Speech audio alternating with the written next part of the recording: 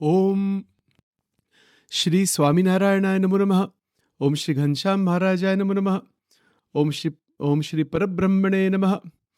ઓમ શ્રી સદ્ગુરુભ્યો નમઃ. ઓમ શ્રી હરિકૃષ્ણ મહારાજાય નમઃ. જય શ્રી સ્વામિનારાયણ. સ્વામિનારાયણ સ્પિરિચ્યુઆલિટી.com અને જે વેબસાઇટ અને જે આ પોડકાસ્ટના બધા ચેનલ છે એમાં દરેકનું સ્વાગત. પ્રથમ તો પૂર્ણ પુરુષોત્તમ પરાત્પર પરબ્રહ્મ ભગવાન સ્વામિનારાયણ એમના દિવ્ય ચરણમાં અનંત કોટી દંડવત પ્રણામ નમસ્કાર, અનંત કોટી પ્રદક્ષિણા સહિત અનંત કોટી પુષ્પોનું અર્પણ સહિત જય શ્રી સ્વામિનારાયણ. ભગવાન સ્વામિનારાયણના જે પરમહંસો ગુણાતીતાન સ્વામી, ગોપાળન સ્વામી વગેરે બધા જે પરમહંસોના ચરણોમાં અનંત કોટી નમસ્કાર. આજે જેટલી પરંપરા છે એની અંદર જેટલા સંતો ભક્તો, જે મહાન ભક્તો છે, ખાસ મોટા મોટા સંતો છે, એમના ચરણોમાં અનંત કોટી નમસ્કાર. દિવ્ય આશીર્વાદ માગીએ છીએ આ નિરૂપણ આગળ કરવા માટે. સજાનંદ સ્વામી મહારાજની જય. તો આપણે વેદરસનું જે નિરૂપણ કરવા માટે લીધું છે, પ્રથમ તો એક પોઈન્ટ બહુ મુખ્ય મનમાં રાખવો જોઈએ કે આ તો એક અલ્પ પ્રયાસ છે. જેટલી કંઈક બુદ્ધિ ભગવાને આપી હોય એ મનન ચિંતન કરવા માટે જ છે. એનો હેતુ જગત સમક્ષ મનન ચિંતન રાખીએ છીએ. એમાંથી જે ભક્તો સંતો કે જેને એમાંથી કોઈકને પણ પ્રેરણા મળે, કંઈક સારું લાગે તો પરમાત્માની ઈચ્છા, મહારાજની દયા. બાકી એમાં જે કંઈક ત્રુટિ ખામી એવું બધું હશે તો એ તો સચિનનો પ્રશ્ન છે અને મને ખાસ જણાવજો, મને પણ માર્ગદર્શન આપો. આ ગ્રંથ એટલો બધો મહાદિવ્ય અલૌકિક ગ્રંથ છે કે એના ઉપર મનન ચિંતન કરવું તો આપણી શું તાકાત હોય. એના ઉપર વ્યાખ્યા કરવી તો બિલકુલ કોઈ એવી કંઈ પાત્રતા કશું જ નથી. પણ અંતરમાં એવી કંઈક મહારાજની કંઈક મરજી હશે, એટલા માટે ઘણા ટાઈમથી આવી રીતે એનો અભ્યાસ અને બધું મનન ચિંતન ચાલે છે. અને એવી રીતે પણ જગત સમક્ષ મૂકવા માટે એક સેવા તરીકે, બીજું તો કશું કોઈ હેતુ નથી એની અંદર, બરાબર. એટલે એ બધી વસ્તુ આપણે સમજ્યા. હવે આપણે આગળ અહીંયા એ જે શ્રીજી મહારાજ દ્રષ્ટાની વાત કરે છે, જીવન મુક્તની વાત કરી, જાગ્રત અવસ્થામાં જે સંકલ્પ થાય છે એની પણ વાત કરી, જાગ્રત સ્વપ્ન અને સુષુપ્તિમાં સ્વતંત્ર એવા જે જીવન મુક્ત એ શું છે તો એ પણ આપણે જોવાનું છે. પણ એ જોયા પહેલાં અહીંયા જે મહારાજે કીધું કે બીજું લખવા કારણ એમ છે જે પરમહંસને પોતાના મનમાં જાગ્રત અવસ્થાને વિશે કામ ક્રોધાદિકના અતિશય સંકલ્પ ઉત્પન્ન થાય, તે પરમહંસને એમ વિચાર કરવો છે, આ દેહને સંકલ્પ તે હું નહીં, હું તો એનો દ્રષ્ટા છું. તો અહીંયા જે કામ ક્રોધાદિક જે શબ્દ મૂક્યો છે તો એટલે શું છે એ? તો આમ સામાન્ય રીતે સમજી શકીએ કે ષડ રીપુ જેને કહેવાય, SHADRIPU, ષડ રીપુ સંસ્કૃતમાં કહેવાય છે, જે અંતર શત્રુ છે, 6 એનિમીઝ. તો એ કયા કયા? તો કામ, ક્રોધ, લોભ, મોહ, મદ, માત્સર્ય, બરાબર. આ 6 મોટા શત્રુ છે જેને ષડ રીપુ કહેવાય વેદાંતની અંદર. હવે એ ષડ રીપુ કેમ, રીપુ એટલે અંતરશત્રુ કેમ જાણવા? આ પણ એક પોઈન્ટ ઉપર થોડું મનન ચિંતન કરવા જેવી વસ્તુ છે કે એમાં આ જે ષડ રીપુ, જે ક્રોધ અને લોભ અને કામ, આમ તો જોવા જોઈએ તો સંસારી જીવ જે છે આની પાછળ જ ફર્યા કરે છે. કામ વાસના, લોભની વાસના, બરાબર, માન મોટપની વાસના, મદ, એમાં મદ ઊભો થાય છે માન મોટપમાં કે હું કંઈક છું, એ 5મો રીપુ છે. અને પછી એ બધું કરતાં કરતાં પછી માત્સર્ય ઊભું થઈ જાય, જેલસી, એન્વી, ઈર્ષા ઊભી થઈ જાય. આવું બધું થતું હોય છે. એટલે આ જે અંતર શત્રુ કેમ ગણાયા? મહારાજે અહીંયા જે વેદરસમાં જે સ્ટાર્ટિંગમાં જ આ પોઈન્ટ મૂક્યો છે કે કામ ક્રોધાદિક જે અંતરશત્રુ બધા જે છે જ્યારે ઉત્પન્ન થાય છે, જ્યારે ઊભા થાય છે, ત્યારે પરમહંસોએ કે ભક્તોએ શું સમજવું કે હું તો એ છું જ નહીં, કે એની સાથે જે આપણી એકતા જે થઈ ગઈ છે આજે દોષો સાથે, તો દોષો સાથે એકતા તોડવા માટે એને દ્રષ્ટા ભાવમાં લાવવા માટે દ્રષ્ટાભાવમાં સંપૂર્ણ સ્વતંત્રતા છે. જે પણ કોઈક ભક્ત, પરમહંસ, ગ્રહસ્થ ભક્ત કોઈક પણ હોય, એ પૂર્ણ રીતે દ્રષ્ટાભાવમાં આવી જાય કે દ્રષ્ટા પોતાને માને. એટલે માનવાનું તો એક સાધના છે. અહીંયા મહારાજના વચન પ્રમાણે આપણે માની શકીએ કે હું દ્રષ્ટા છું, હું બ્રહ્મ છું, હું જોનારો છું. દ્રષ્ટા એ જોનારો છે. શું જુએ છે? આ સંકલ્પને જુએ છે. બધા આપણે જેવી રીતે સંકલ્પમાં રહીને બાહ્ય જગતને જોઈએ છે, બાહ્ય જગત સાથે એનો બધો વ્યવહાર કરીએ છીએ. સંકલ્પોમાં આપણે જે મનોવૃત્તિ, જે ષડરિપુ યુક્ત મનોવૃત્તિ છે, એમાં રહીને બાહ્ય જગતમાં આપણે ફરીએ છીએ, બાહ્ય જગત સાથે વ્યવહાર રાખીએ છીએ. પણ આજે ષડરિપુ છોડીને બાહ્ય જગત સાથે વ્યવહાર રાખીએ તો એ નિર્ગુણ ક્રિયા બની જાય, નિષ્કામ કર્મયોગમાં સંપૂર્ણ પરિવર્તિત થઈ જાય છે. એટલે ક્રિયાઓ જે થાય છે ઇન્દ્રિયો દ્વારા, અંતઃકરણ દ્વારા, એ ષડરિપુથી રહિત ક્રિયા એવી પણ એક સ્થિતિ છે. અને ત્યાં લઈ જવા માટે શ્રીજી મહારાજ બધા માટે, આખા તો મનુષ્ય માત્ર માટે છે આખી વાત, ત્યાં સુધી લઈ જવા માટે આ જે સંકલ્પ હું છું જ નહીં, સંકલ્પ તે હું નહીં, હું તો એનો દ્રષ્ટા છું. બરાબર? એટલે સંકલ્પો તો થયા કરે જીવનની અંદર, બધું જાત જાતનું બધું થતું હોય છે, પણ સંકલ્પથી ભિન્ન છું. સંકલ્પ ભેળા ભળી નથી જવાનું. આવી બધી અલૌકિક સ્થિતિ છે. હવે પ્રશ્ન આપણે હમણાં કે અથવા આજે એ લેવાનો છે કે ષડરિપુ રિપુ તરીકે કેમ કીધા? એટલે અંતરશત્રુ. આને અંતરશત્રુ કીધા. કામ, ક્રોધ, લોભ, મોહ, મદ, માત્સર્ય. અને 6 અંતરશત્રુ, મોટા અંતરશત્રુ છે, જેને ષડરિપુ કહેવાય.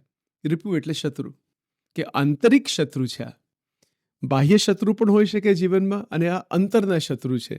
અને એ શત્રુ કેમ કીધા? એને આપણે કામ લઈએ પહેલા. કામ એટલે બધી ઈચ્છાઓ, કામનાઓ. બરાબર? એટલે જગતમાં કામનાઓ સિવાય બીજું છે શું? બરાબર? પણ ભગવાનને શું કરાવવું છે? ભગવાન અને મોટા સંત, આપણી આખી સનાતન ધર્મની સંસ્કૃતિ 10,000થી પણ વધારે વર્ષની અલૌકિક સંસ્કૃતિ છે. જેટલા અવતારો થઈ ગયા, જેટલા મહાપુરુષો થઈ ગયા, જેટલા મહાઆચાર્યો થઈ ગયા, અને ખાસ આપણે જે સ્વામિનારાયણના જે ભક્તો છીએ, શ્રીજી મહારાજનું પ્રાદુર્ભાવ, એમનું પ્રાગટ્ય, એ આના માટે જ હતું કે મહારાજે કીધું કે હું કોઈને આમ દૈહિક રીતે નથી મારવા આવ્યો, પણ અંતરના જે શત્રુ છે એને તોડવા માટે, એને ખલાસ કરવા માટે, એને મારવા માટે મારું અવતરણ છે. મહારાજે પોતે વાત લખેલી છે. અને એવી રીતે મોટા જે સાધુ સંતો પરોક્ષમાં કે પ્રગટમાં, આપણે જે આખા સનાતન ધર્મમાં અથવા કોઈક પણ આખા વિશ્વમાં જેટલા મહાપુરુષો થઈ ગયા, મહાવ્યક્તિઓ થઈ ગયા, જે આધ્યાત્મિક રીતે આગળ વધી ગયેલા છે, એને આ જ કરેલું છે. જેવી રીતે જૈનોમાં મહાવીર સ્વામી છે, બરાબર? ક્રિશ્ચનમાં જીસસ છે. આપણા સનાતન ધર્મમાં તો અસંખ્ય મહાપુરુષો છે. મહારાજના જ પોતાના પરમહંસો કેટલા બધા છે, બરાબર? જેને આવી રીતે અલૌકિક સ્થિતિ પ્રાપ્ત કરેલી. એટલે જ્યારે આપણે મનન ચિંતન કરવા માટે જ બેઠા છે, એમાં તો બહુ શાંતિ, શ્રદ્ધા, ખાસ તો જે સ્વામિનારાયણ ભગવાનના ભક્તો છે, જે આશ્રિત છે, એમને તો આ વેદરસ તો અનિવાર્ય પુસ્તક છે. મહારાજની ડાયરેક્ટ વાણી છે આ. અને એમને જે કીધું છે એ તો પરમ સત્ય જ હોય, કંઈ ખોટું છે જ નહીં એની અંદર, કશું બિલકુલ નહીં. તો કામ, ક્રોધાદિક જે અંતરશત્રુ એ જે પીડતા હોય છે જીવને, એટલા બધા પીડતા હોય છે કે પૂછો નહીં. એટલા બધા વિક્ષેપ, એટલા બધા પ્રોબ્લેમ્સ, એટલી બધી ક્લેશ, એટલા બધા પ્રકારના જે દ્વેષ, રાગ, દ્વેષ, મમત્વ, જાતનું બધું આ જગતમાં ચાલ્યા કરે છે. અહીંયા તો એવી વાત છે આ વેદરસમાં કે જેને ત્યાગ કર્યો છે, જે ત્યાગી સંત છે. મહારાજે ખાસ તો જે ત્યાગી સંતો માટે આ પત્ર લખેલો છે. આમ તો મહારાજે એ પણ કીધું કે વિશ્વાસુ ગ્રહસ્થ હોય એને પણ આ વિચાર બતાવો. એટલે ગ્રહસ્થ માટે પણ છે, જેને આવી શ્રદ્ધા છે, જેને આવી નિષ્ઠા છે કે મને છતી દેહે બ્રાહ્મી સ્થિતિમાં જવું છે, તો પછી વેદરસ 100% લાગુ પડે. જેને જવું જ છે, જ મૂકી દેવો ત્યાં, તો પછી પ્રશ્ન જ નથી આવતો. પછી તો આ એક વસ્તુ લાગુ પડે. એટલે બહુ જ ઊંડાણથી મનન ચિંતન જેટલું થાય એટલું સારું. એટલો આપણે દરેકનો ઉત્કર્ષ છે, એમાં દરેકનો લાભ છે. બરાબર? એટલે પ્રશ્ન આજનો એ છે કે અંતરશત્રુને શત્રુ તરીકે કેમ સમજવા. અહીંયા જે મહારાજ કહે છે કે જે સંકલ્પો થાય છે આ જાગ્રત અવસ્થામાં કામ ક્રોધાદિકના અતિશય સંકલ્પો ઉત્પન્ન થાય. સંકલ્પ તો કોને નથી થતા, બધાને થતા હોય છે. અને અહીંયા તો પરમહંસની વાત થઈ ગઈ અને એવા જે જીવન મુક્ત સંતની વાત થઈ ગઈ એટલે એમને પછી એ લક્ષણ બતાવ્યું. બરાબર, એ જીવન મુક્તના લક્ષણને દ્રષ્ટાંતે કરીને કહીએ કે જીવન મુક્ત જે થઈ ગયા છે એ કેવી રીતે એ સંકલ્પને સમાવે છે. આપણે પહેલાં થોડી વાત થયેલી આના વિશે, બરાબર. તો એ તો પછી આપણે એના પર એનાલિસિસ વધારે કરવાનું છે, મનન ચિંતન બહુ ઊંડાણથી કરવાનું છે. હજુ બાકી છે, તો ઘણું બધું બાકી છે. પણ અહીંયા જરા ફરીથી સ્ટાર્ટિંગમાં થોડું જોઈએ કે આ અંતરશત્રુ કામ ક્રોધ લોભ મોહ મદ માત્સર્ય આ 6 મોટા જબરા શત્રુ છે અને એ જીવાત્માને ખાઈ જાય છે. ટોટલી જીવાત્માને ખાઈ જાય એટલે આપણી પોતાની શક્તિને ખલાસ કરી નાખે છે. જીવને જન્મ મરણના ચક્કરમાં ફેરવ્યા જ કરે છે આ 6 વસ્તુ. તો એને અંતરશત્રુ કહેવાય. હવે શત્રુ કેમ? શત્રુ કોને કહેવાય? શત્રુ કોને કહેવાય? કે જે આપણી અધોગતિ કરી નાખે એને શત્રુ કહેવાય. જે ઉર્ધ્વ ગતિ કરે એને મિત્ર કહેવાય. ભગવાન અને સંત જીવના મિત્ર છે. અને આ જે ષડ રિપુ જે છે, ષડ મોટા દોષો, એ બધા જીવના અંતરશત્રુ છે. એ જીવાત્માને ફેરવ્યા જ કરે છે. ગર્ભવાસ, લક્ષ 84, યમપુરી, વારંવાર ભમ્યા જ કરે છે સંસાર ચક્રમાં. એ અંતરશત્રુનું જ બધું આખું સામ્રાજ્ય કહેવાય. બરાબર ને? એને લઈને જ પછી આ બધું જીવાત્માને કોઈ મુક્તિ જ થતી નથી આને લઈને.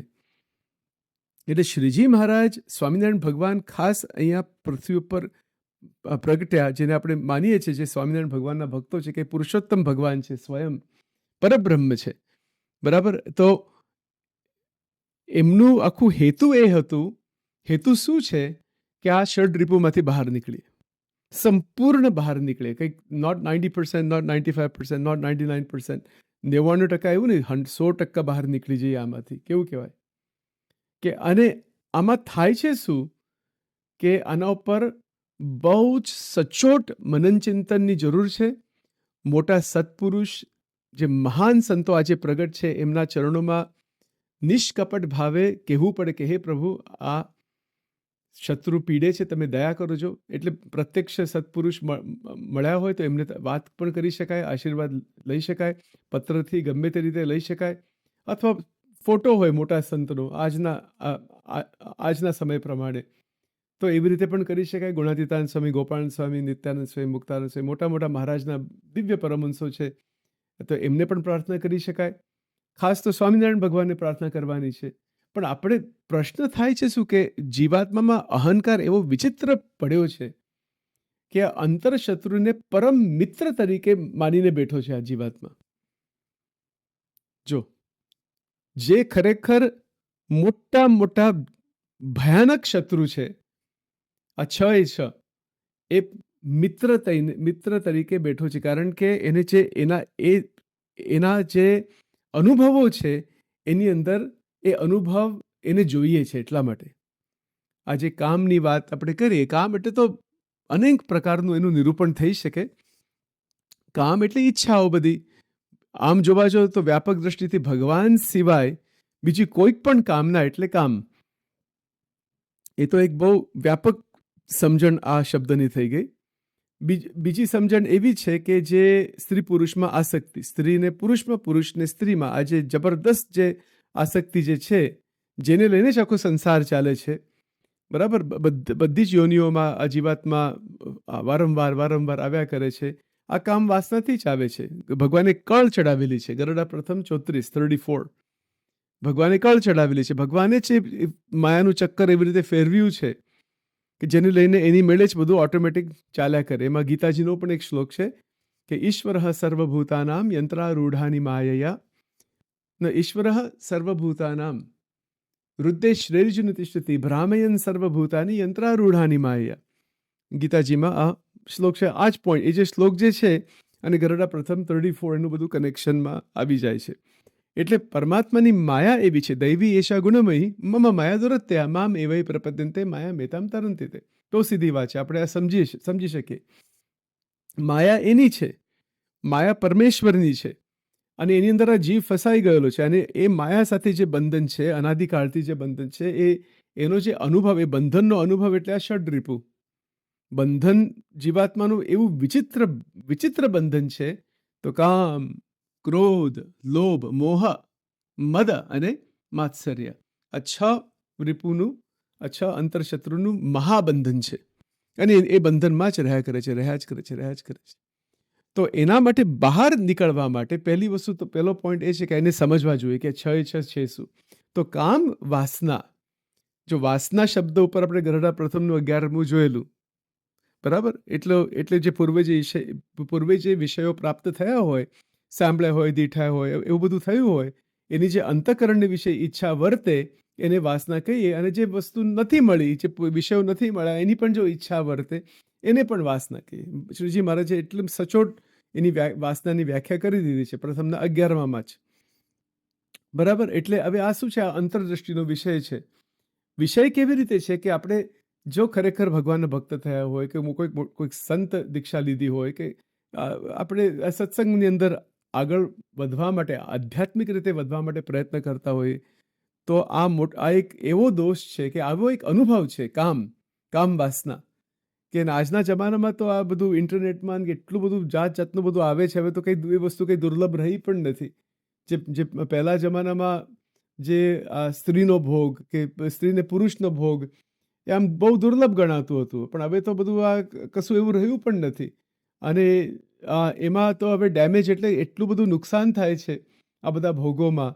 બુદ્ધિ નાશાત પ્રણશ્યતિ, ભગવદ્ ગીતાની અંદર જે શ્લોક જે છે, બરાબર? કામ એશ ક્રોધ એશ રજોગુણ સમુદ્ભવ, એ પણ શ્લોક છે. અને જે ધ્યાય તો વિષયાન પુંસઃ, મધ્યના પહેલા વચનામૃતમાં 2 શ્લોક મહારાજે મૂક્યા છે ગીતાજીના. અને એ જે શ્લોકને શ્રીજી મહારાજ કહે છે કે શ્રી કૃષ્ણના વચન છે, પરમ સિદ્ધાંત છે, કે એવું જ છે. અને આપણે આજે દેખાય છે ટેકનોલોજી દ્વારા જાતનું બધું દ્રશ્યો, કેટલું બધું આવે છે, કે હદ વગરનું બધું. અને એમાંથી થયું છે શું, કે જે અંતઃકરણ ભ્રષ્ટ થઈ ગયું છે કેટલાનું, અને જે વાસનાઓની કોઈ દિવસ તૃપ્તિ થતી નથી, અને વિચિત્ર પ્રકારની વાસનાઓ પછી ઊભી થઈ જાય. બહુ બધા પ્રોબ્લેમ્સ એટલે હદ વગરના છે. તો બહુ આખી લાંબી વાત છે, એના વિશે હું નથી જતો બહુ. પણ આપણે સમજી લેવું કે આ જે કામ વાસના જે છે, એટલે એની અંદર જે શક્તિ જે છે ને, એ પરમાત્માની જ શક્તિ છે. પણ એ ભગવાનને શક્તિ પાછી આપી દેવાની છે.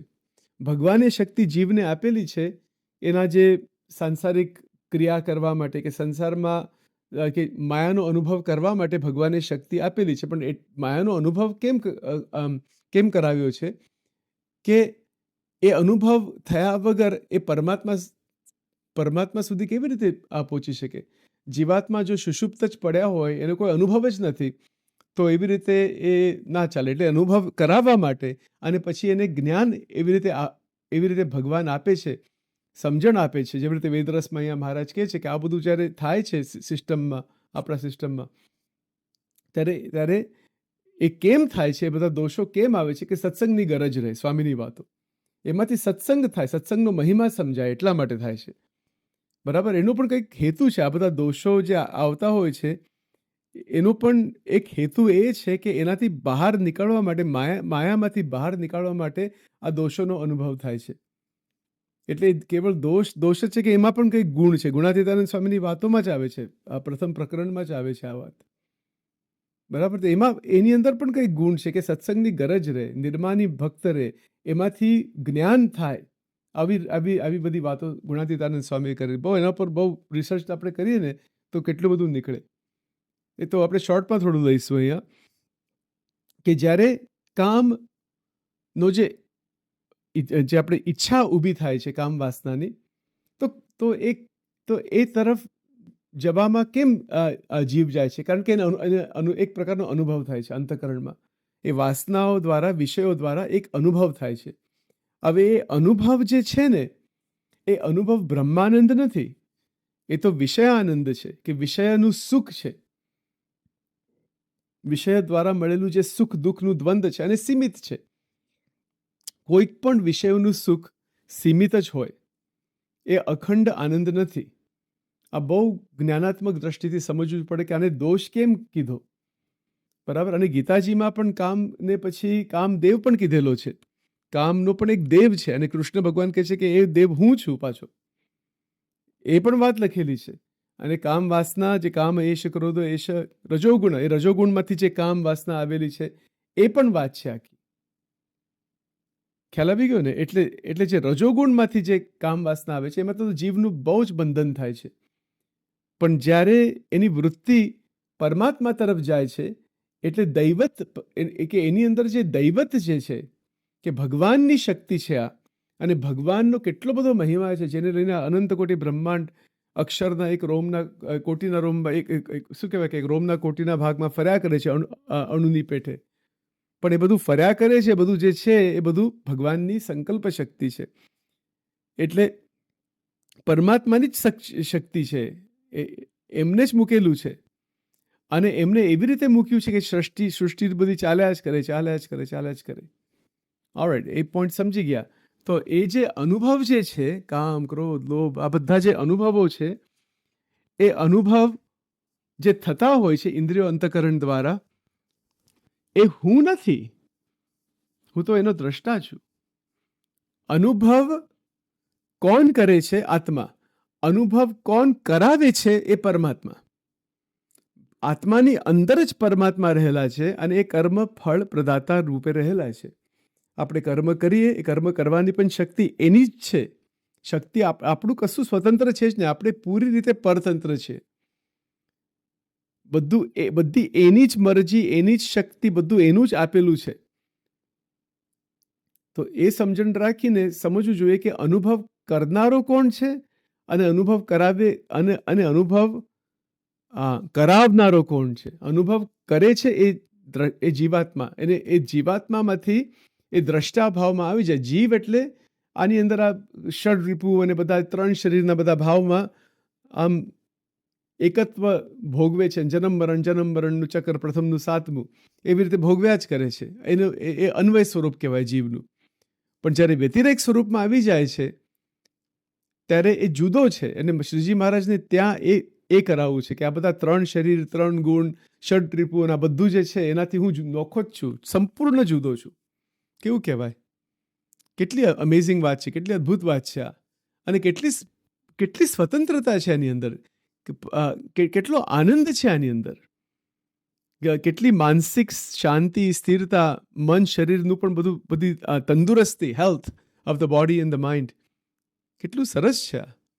એટલે આજે મોટા ભાગે જે મનુષ્ય માત્રના જે પ્રશ્ન છે આખા વિશ્વની અંદર, માનસિક, શારીરિક, કૌટુંબિક, સામાજિક, રાષ્ટ્રીય, જે લેવલ ઉપર જોવું હોય તો આ ષડ રિપુમાં જ આવી ગયું બધું.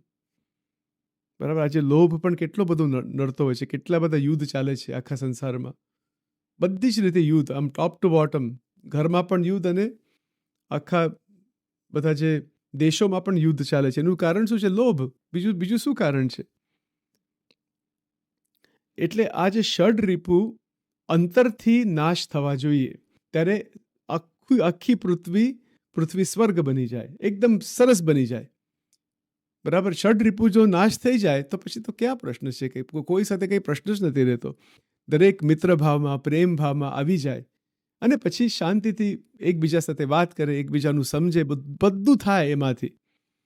અને જ્યાં સુધી આ ષડ રિપુ નથી નીકળતા ત્યાં સુધી મનુષ્ય જાતને શાંતિ જ નથી. ક્યારે એનું કલ્યાણ થવાનું પણ નથી. એ તો જન્મ મરણના ચક્કરમાં જ રહ્યા કરે, અને ક્લેશ અને વોર્સ અને બધા યુદ્ધો અને હદ વગરની બધી વસ્તુ, બધા આસુરી ભાવ બધા ઊભા થાય છે આમાંથી. વિચિત્ર બધું થાય છે. અને એ પણ બધી વાત શ્રીજી મહારાજે વેદરસમાં બહુ ડિટેલમાં અનેક રીતે વાત કરેલી છે. આપણે બધું જોવાનું છે શાંતિથી. પણ આપણે હવે પરમેશ્વરની ઈચ્છા, જેટલું હવે મનન ચિંતન મહારાજ કરાવશે એટલું કરીશું.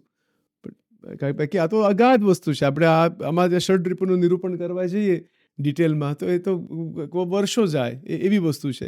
પણ આપણે સમજવાનું છે, શોર્ટમાં સમજવાનું છે, ટૂંકમાં સમજવાનું છે.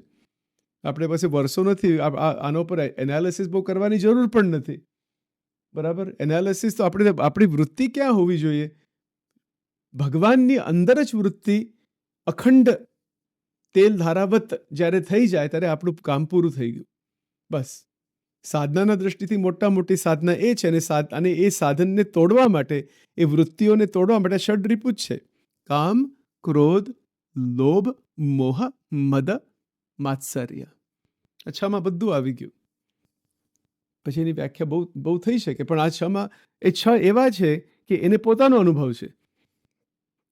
કામ વાસનાનો અનુભવ જે જીવાત્મા કરે છે, એ અનુભવને ખોટી રીતે માને છે કે આ આનંદ છે. અનુભવ તો સાચો છે. પાછો એને એક પ્રકારનો અનુભવ કહેવાય. આપણે થોડું ઇંગ્લિશમાં બોલીશ અહીંયા.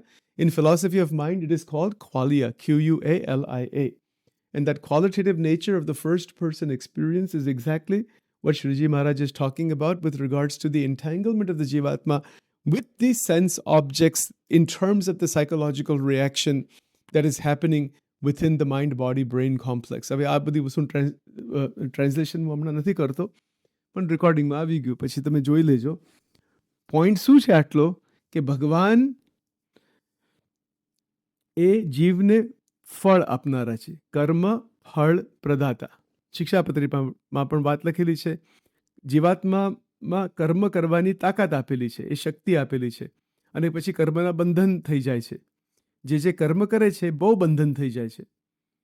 તો એ બંધનને તોડવા માટે ડાયરેક્ટ ઉપાય એ છે કે મહારાજના વચન માનવા, મહારાજની ઉપાસના કરવી, અને મોટા મહાન સંતો છે એની સાધુતા અંતરમાં ધારણ કરવી. અને એટલું કરીએ અને એવી રીતે જ દ્રષ્ટિ લક્ષ્ય રાખીએ, એવો લક્ષ્ય એવી રીતે લક્ષ્ય થવો જોઈએ કે મારો લક્ષ્ય શું છે કે પુરુષોત્તમની મૂર્તિ. બરાબર. એટલે મહારાજના શબ્દમાં મહારાજે કીધું ને કે તે સંકલ્પને સમાવવા સારું ભગવાનની મૂર્તિને આગળ ધારીને નખથી શિખા પર્યંત મૂર્તિને વિશે અતિશય લક્ષ્ય કરીને તે સંકલ્પ તે જીવન મુક્ત સમાવે છે. તે લક્ષ્ય આપણો હેતુ નથી. લક્ષ્ય ષડરિપુ નથી. લક્ષ્ય કોઈ સંસારિક જીવ નથી કે કોઈ સાથે બંધન બિંધન નથી. લક્ષ્ય છે પુરુષોત્તમની મૂર્તિ. અને જો એ બરાબર બંધાય છે, લક્ષ્ય કેવી રીતે બાંધવું એના ઉપર આપણે મનન ચિંતન આગળ કરીશું. પણ હમણાં શોર્ટમાં એટલું કહી શકીએ કે લક્ષ્ય એવી રીતે હોવું જોઈએ કે એ હલે નહીં. ઘણીવાર થોડી વાર માટે આપણે રહીશું. ઘણીવાર આપણે મંદિરોમાં જઈએ, સત્સંગમાં જઈએ, ભજન કીર્તનમાં બેઠા હોઈએ, ઘરે પણ બધી સાધના કરતા, કે એવો પોઈન્ટ આવી જાય આપણા મનમાં, એવું થઈ જાય કે મને હવે ભગવાન જ જોઈએ છે. એવું પણ થઈ જાય, પણ એ રહેતું નથી. એ પછી એ મન વિચલિત થઈ જાય છે. જેમ જેમ આપણે સાધના કરતા જઈએ તેમ કામ ક્રોધાદિક સંકલ્પ. એટલા માટે તો શ્રીજી મહારાજે અહીંયા સ્ટાર્ટિંગમાં જ આ પોઈન્ટ મૂકેલો છે કે મહારાજ કહે છે કે જે પરમહંસને પોતાના મનમાં જાગ્રત અવસ્થાને વિશે કામ ક્રોધાદિકના અતિશય સંકલ્પ ઉત્પન્ન થાય. એટલે એ કોને ઉત્પન્ન થાય? કે જે સાધના કરે છે, ત્યાગી છે. બાકી બીજાને તો થતા જ હશે. જો મહારાજના ત્યાગી સાધુને આવું થતું હોય તો બીજાને તો થાય જ, દરેકને થાય. તો કરવું શું એની અંદર? બરાબર. તો એ શું કરવું અને શું વિચારવું, એ બધી વસ્તુ આપણે અહીંયા જોવા માટે પ્રયત્ન કરીએ છીએ. પણ પોઈન્ટ એ છે કે જે મૂર્તિનું જે આનંદ છે, જે છે આપણે ભજન કીર્તન મનન ચિંતન કરતા એવો પણ એક પોઈન્ટ આવી જાય કે મને હવે બસ હરિભજન જ કરવું છે, બીજું કશું જ નથી કરવું. ઘણા ભક્તો એવી રીતે બોલતા હોય છે. પણ કેટલા લેવલ સુધી એ ટકી રહે? થોડા દિવસ ટકી રહે, 1 મહિનો ટકી રહે, કે 1, 2, 3 અઠવાડિયા રહે, અને પછી એ નીકળી જાય. પછી એ ફરી જાય, મન આખું ફરી જાય, એ ભોગ તરફ જાય પાછું. જે યોગમાં લાગી ગયેલું એ ફરીથી ભોગમાં જાય, અને એવી રીતે ફરતું જ હોય છે. ભોગ અને યોગ, યોગ અને ભોગ, ભોગ અને યોગ. મોટી સમસ્યા છે આધ્યાત્મિક માર્ગમાં, ભોગ અને યોગ. વિચાર કરો, આવી રીતે ફર્યા જ કરે છે મન.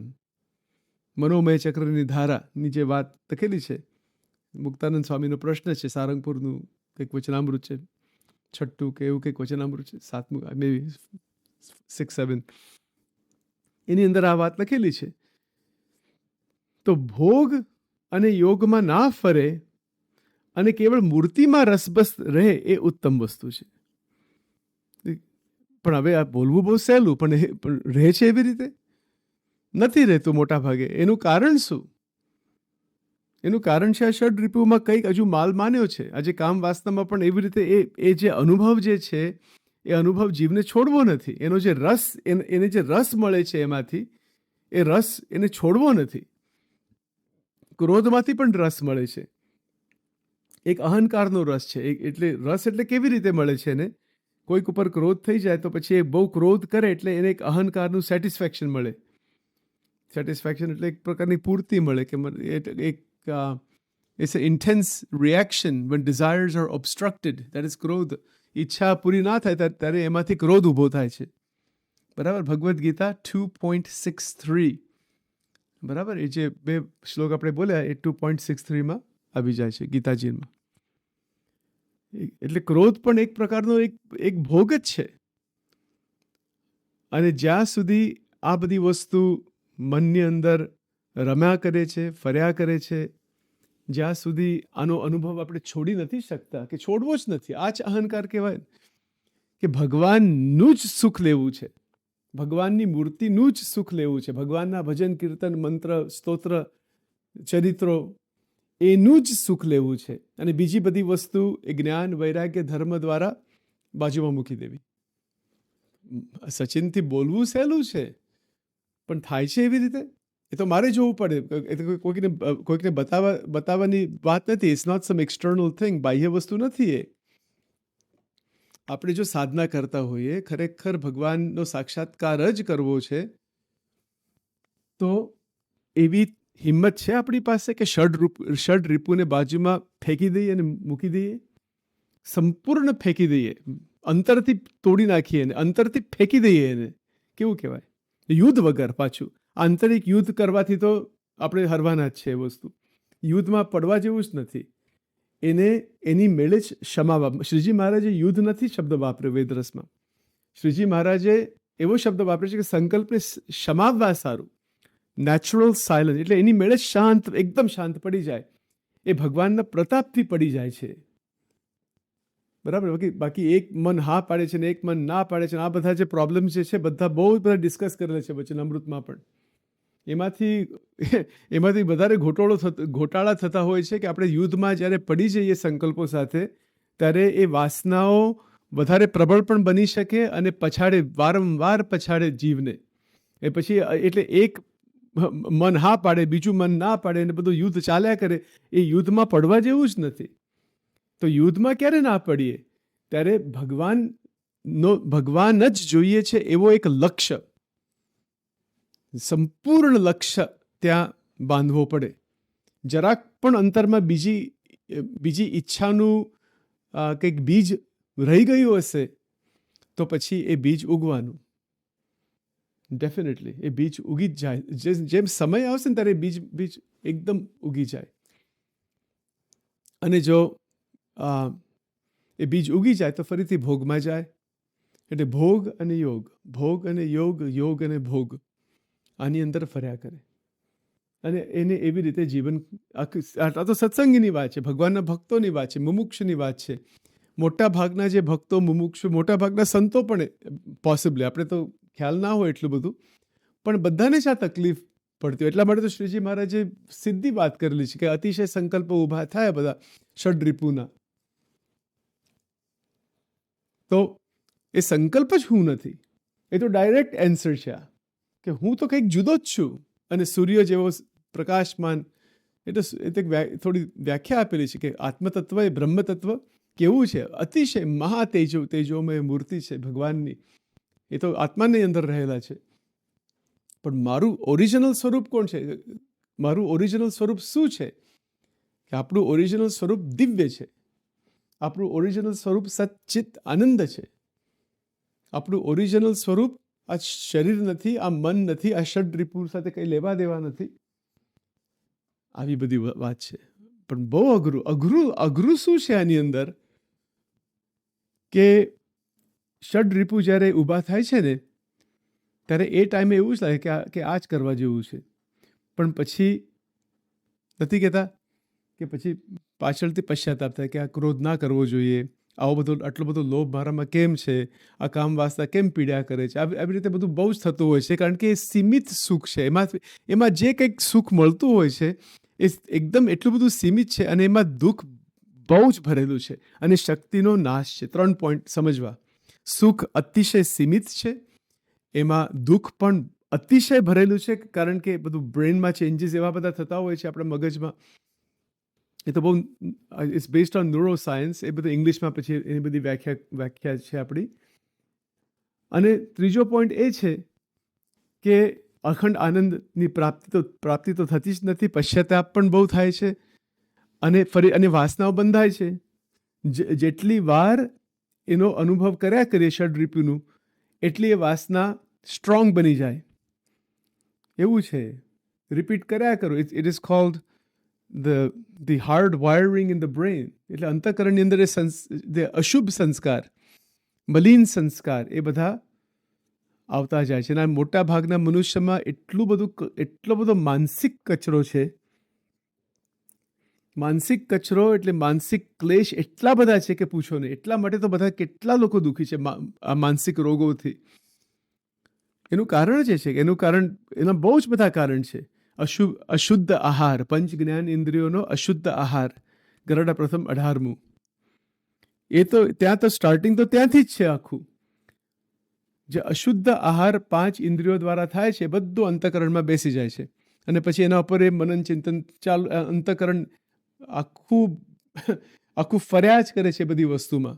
એટલા માટે ભગવાનની મૂર્તિનો જેને લક્ષ્ય છે, એને અંતઃકરણની અંદર શું રાખવાનું અને શું નથી રાખવાનું, એટલો પહેલો વિવેક હોવો જોઈએ. એ વિવેક વગર કે શું અંતઃકરણમાં પ્રવેશ કરવા દેવો અને શું ના કરવા દેવો, અતિશય મહત્વની વસ્તુ છે. અતિશય મહત્વ. એટલા માટે તો આખા આપણે સ્વામિનારાયણ સંપ્રદાયમાં નિયમ ધર્મ ઉપર આટલો બધો ભાર કેમ મૂકવામાં આવે છે? એનું કારણ જ એ છે કે અંતઃકરણને પવિત્ર બનાવવા માટે, અંતઃકરણને શુદ્ધ બનાવવા માટે, અંતઃકરણને સ્થિર બનાવવા માટે, અંતઃકરણને દિવ્ય બનાવવા માટે 5 ઇન્દ્રિયોનો આહાર ભગવાન અને ભગવાનના સંત, જે સત્સંગની અંદર ભગવાન અને ભગવાન સંબંધી જે સાધના છે, મંત્રો છે, શાસ્ત્રો છે, સ્તોત્ર છે, ચરિત્રો છે, એ મહિમા સહિત ત્યાં વૃત્તિ રહે અને ઇન્દ્રિયોનો આહાર એના કનેક્શનમાં જેટલો રહે ભજન કીર્તન દ્વારા. આંખ અને કાન, ખાસ 2 ઇન્દ્રિય મુખ્ય છે. બીજી પણ બધી છે, પણ ખાસ આ 2 ઇન્દ્રિય અતિશય મુખ્ય છે. એના ઉપર પણ શ્રીજી મહારાજે સારંગપુરના વચનામૃતમાં વાત લખેલી છે કે બેના ઉપર બરાબર ધ્યાન રાખવું પડે કે આંખ દ્વારા શું જોઈએ છે અને કયો પ્રકારનો ભાવ અંતઃકરણમાં થાય છે, શું અનુભવ છે, આ બધી વસ્તુ વિચારવા જેવી વાત છે. જ્યારે વિચારીએ ત્યારે ખ્યાલ આવે કે આમાંથી કેટલું નુકસાન થાય છે. બરાબર? એવા બધા ફિલ્મ સ્ટોરીઝ, એવા બધા એટલું બધું છે. અને એટલે હવે તો કેવી રીતે કહેવું બધું ગુજરાતીમાં, પણ તમે કેવળ આ યુટ્યુબમાં જુઓ કે મૂવીઝ જુઓ કે જાત જાતના એટલું બધું દ્રશ્યો, એટલા બધા જુદા જુદા ચિત્રો, જુદા જુદા સ્ટોરીઝ, એ મનને ભ્રષ્ટ જ કરી નાખે. મન કેવી રીતે દિવ્ય બની શકે? મન તો એટલું બધું ઘોટાળામાં ફર્યા કરે છે કે પૂછો નહીં. મન તો એની અંદર આપણા આખા જગતની બધી સ્ટોરી છે ત્યાં. એટલા માટે શ્રીજી મહારાજ એવું જ્યારે કહે છે કે તમે નારાયણના એક ચરણારીમાં પ્રીતિ રાખો. જો આ વાક્ય વેદરસમાં વારંવાર આવશે, એક નારાયણના ચરણારીમાં પ્રીતિ રાખો. પ્રીતિ તો એટલે ક્રિયા બધી કરવાની છે જગતમાં વિવેકે સહિત, પણ પ્રીતિ કોનામાં રાખવાની? કોઈ સગા સંબંધીમાં બિલકુલ નહીં, દેહના વાસનાઓમાં બિલકુલ નહીં, ષડરીપુમાં બિલકુલ નહીં. પ્રીતિ પરમેશ્વરની અંદર જ. અને એ બહુ મનને ઉપદેશ આપીને એ બધી વસ્તુ થાય. ગુરુ કોને કહેવાય? ગુરુ તત્વ છે ક્યાં? જે બહાર જે પરમહંસો, ભક્તો, મોટા સંતો જે બહાર જે છે, કે બહાર જે ભગવાનની મૂર્તિ છે, એ જ આપણે મનમાં લાવવાની છે. આ પણ પોઈન્ટ વેદરસમાં આવશે, આગળ આવશે બધો એ, કે જે બહાર જે સત્પુરુષ છે, પોતાની અંદર જે સદગુણો છે, કે પોતાનું જે મન છે, બ્રહ્મ તત્વ છે, એની એકતા, બિલકુલ એકતા થઈ જાય. જ્યારે એકતા સંપૂર્ણ થઈ જાય, જ્યારે એકદમ અણિશુદ્ધ, એકદમ સ્પષ્ટ રહે કે અંતરશત્રુનો નાશ, બસ પૂરું. એકવાર નક્કી કરવાનું કે હે મહારાજ, હે પ્રભુ, જે ઈષ્ટદેવ હોય, ઘણીવાર માતાજીના ભક્તો હોય, કોઈ પર શિવજીના ભક્તો હોય કે જીસસના ભક્તો હોય, આ તો એક વ્યાપક દ્રષ્ટિથી આપણે જોઈએ. કોના પણ તમે સાચા ભગવાન, ભગવાનના અવતારો કે ભગવાનના સંતોના જે આપણે ભક્તો છે આખા વિશ્વમાં, એને નક્કી કરવું જોઈએ કે એ સત્ય છે, પરમેશ્વર સત્ય છે. બસ આટલું નક્કી બરાબર થવું જોઈએ. અને આ જે અનુભવો જે છે બધા, એ અનુભવો પણ સત્ય છે, પણ સત્ય કેટલા? થોડા ટાઈમ માટેના. અને એ અનુભવ જીવને બદ્ધ જ રાખે છે, બંધનમાં જ રાખે છે. આ શત્રુઓ એવા છે કે જીવને મુક્ત થવા દેતા નથી. એટલે એને બરાબર ઓળખી રાખવા. એ અંતરશત્રુ સાથે લડવાનું નથી, એ અંતરશત્રુ એની મેળે જ શમી જાય, એની મેળે શાંત પડી જાય. એટલે એનું અને ક્યારે થાય છે? એમાંથી તમે શક્તિ ખેંચી નાખો ને ત્યારે શાંત પડી જાય. સીધી જ વાત છે ને. આજે કોઈક માણસ બહુ માનથી આમ ફરતો હોય, લખપતિ હોય, બહુ જ પૈસા હોય, અને એવા કંઈક સંજોગ બની જાય જીવનમાં કે બધું પૈસા બધું ખલાસ થઈ જાય અને કરોડપતિમાંથી રોડપતિ બની જાય. નથી વાત બધી આવતી? જો એવું થઈ જાય તો શક્તિહીન કહેવાય. પછી એનું બધું મદ અને બધું જે ચાલતું હતું બધું ખલાસ થઈ જાય. આ તો એક સ્થૂળ દ્રષ્ટાંત. એવી રીતે આ જે ષડ રીપુ છે, કામ, ક્રોધ, લોભ, મત, માત્સર્ય, આ બધું જે છે, એમાંથી જ્યારે શક્તિ આપણે ખેંચી નાખીએ છીએ અને ભગવાનને આપી દઈએ છીએ, કે ભગવાને જ આપેલી શક્તિ હતી, એ પાછી એમને જ આપી દઈએ છીએ. ભજન દ્વારા, કીર્તન દ્વારા, મંત્રો દ્વારા, મહિમા દ્વારા. મૂર્તિનો લક્ષ્ય એટલે એનો અર્થ જ એ છે કે આજે ષડ રીપુમાં કે આખી અંતઃકરણની સંપૂર્ણ શક્તિ ભગવાનને પાછી આપી દેવી. જે આપણું છે જ નહીં તો આપણે કેમ લઈને ફરીએ છીએ? આપણું કશું છે જ નહીં. આપણે જે આત્મા તત્વ છે, એ યસ્ય આત્મા શરીરમ, એ ભગવાનનું ઘર પણ કહેવાય. એટલે આત્મા પરમાત્માના ચરણારવિંદમાં અર્પણ કરી દેવો. આપણું છે શું? કશું જ નથી. બરાબર ને? એટલે જ્યારે એ શક્તિ ભગવાનને પાછી આપી દઈએ છીએ, એનો જ અર્થ છે લક્ષ્ય. કારણ કે લક્ષ્ય ક્યારે સ્થિર રહે, કે અખંડ વૃત્તિ ક્યારે થાય, કે સંપૂર્ણ શક્તિ ત્યાં જ સમર્પિત આપણે વારંવાર કર્યા કરીએ. એટલે શું થઈ જાય કે ઓટોમેટિક દ્રષ્ટાભાવ આવી જાય છે. એટલે સંકલ્પને સમાવવાની રીત જે જીવન મુક્ત જે કરે છે, જાગ્રત સ્વપ્ન સુષુપ્તિમાં સ્વતંત્ર બની ગયેલા છે. એ સ્વતંત્ર બની ગયેલા છે અને એ ભગવાન જ જેનો લક્ષ્ય છે, તો એ સંકલ્પ શમી જાય છે. આ પોઈન્ટ આટલો આવી ગયો આની અંદર. પણ આપણો અહંકાર એવો છે, અને દેહના ભાવો જ્યારે ઊભા થાય છે ત્યારે ગમે એટલું જ્ઞાન હોય, ગમે એટલું ધ્યાન કર્યું હોય, ગમે એટલી સાધના કરી હોય, જાતનું બધું કર્યું હોય, બધું ખલાસ થઈ જાય. કેવું કહેવાય? આખા દિવસ ભજન કીર્તન કર્યું અને પછી મહારાજે કીધું કે પુરુષને સ્ત્રીનો સંકલ્પ થાય, સ્ત્રીને પુરુષનો સંકલ્પ થાય, એક ક્ષણ માટે થઈ જાય એટલે આખા દિવસ જેટલી સાધના કરી બધી ઝીરો થઈ જાય. કેવું કહેવાય? કારણ કે આખો માયા સંબંધી સંકલ્પ થઈ જાય, ક્રોધ આવી જાય, કોઈક ઉપર લોભના ઘાટ થઈ જાય. આવું બધું થતું હોય છે. તો આપણે જે સાધના કરીએ છીએ, જે પુણ્ય કમાવીએ છીએ, જે ભગવાનમાં વૃત્તિ રાખીએ છીએ, એ બધું નાશ થઈ જતું હોય છે. વિચિત્ર વસ્તુ છે બધી આ. એટલે પુણ્ય તો મળે, પણ એ પુણ્ય દ્વારા ભગવાનમાં વધારે હેત થાય, ભગવાનની અંદર જ રસબસ રહેવાય, આવી બધી વસ્તુ બની શકે. પણ મુખ્ય પોઈન્ટ શું છે કે શક્તિ ઉપર જો ધ્યાન રાખીએ કે આ જે ભક્ષણ કરી નાખે છે પોતાની શક્તિને, કામ, ક્રોધ, લોભ, મોહ, મત્સર, બધું જે છે અંતરશત્રુ, બધા એ ભક્ષણ કરી નાખે છે. આપણે નથી એને આપવા, બસ પતી ગયું. બરાબર? અને બહુ સમજવા જેવી વસ્તુ છે. મધ્ય 23 હિમ અને લૂકનું વચનામૃત, એમાં મહારાજે એ જ આખો મનનો સ્વભાવ કેવો છે આ વાત ડિટેલમાં બતાવેલી છે કે વિષયો મળે તો કલ્યાણના માર્ગમાંથી પડી જાય છે. એને સુખ મળે છે, વિષયો મળે એટલે સુખીઓ થઈ જાય થોડા ટાઈમ માટે. એમાં દુઃખ પણ પછી ઘણું બધું આવતું હોય છે, પણ એ કલ્યાણનો માર્ગ જે છે એમાંથી પડી જાય છે. અને જે નથી મળતા વિષયો તો બળ્યા કરે છે.